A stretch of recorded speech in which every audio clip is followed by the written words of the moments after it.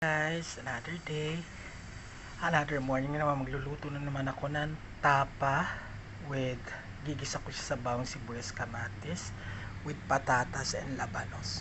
Diba? Masarap po yan, na-try ko na po yan. Ayan po, start na po tayo. So naglagay na po ako ng oil. Ayan po sa kawali at mainit na po. So guys, nilagay ko na po ang napainisip po siya. Ayan.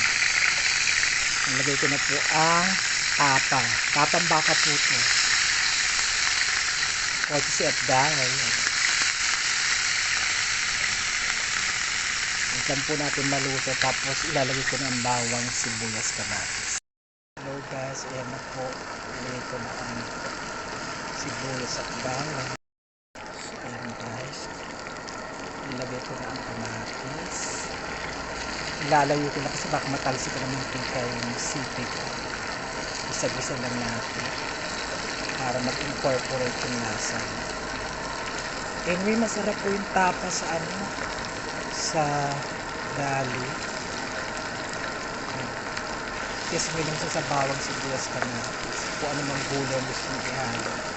Promise panalo. Kaya po bahala maglagay ng ano nyo. Kung galay ko ng patis o ng pampalasa nyo. Kung magic or yung aji, yun na lang. Papaya, meron din sa dali ng yung isang pampalasa, mas murang siya. Depende po sa inyo kung gusto nyo lagyan o hindi. Sa States kasi ang MSG hindi ginagamit. Isa-isa lang.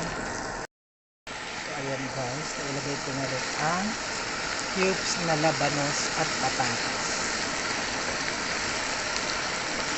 Tayo natin silang maluto, gisa-gisa niya. Masarap po nito, promise, pag natikman mo. Hindi niya. Kaungot na naman isang kaldero pag natikman mo. Promise, masarap po. Yummy.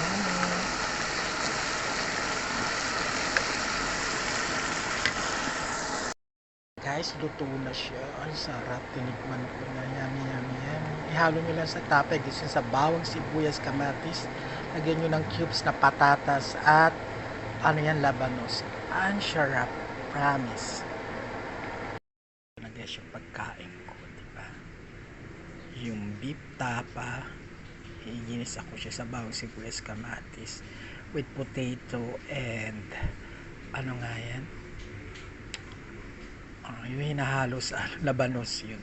Ito naman yung kakain ko. Parang salad na siya. Yung natira kong cucumber with onion. Inilagyan ko siya ng brown sugar para mag-balance yung lasa niya. Ayan po. Kain po tayo. Ang sarap po. Yummy.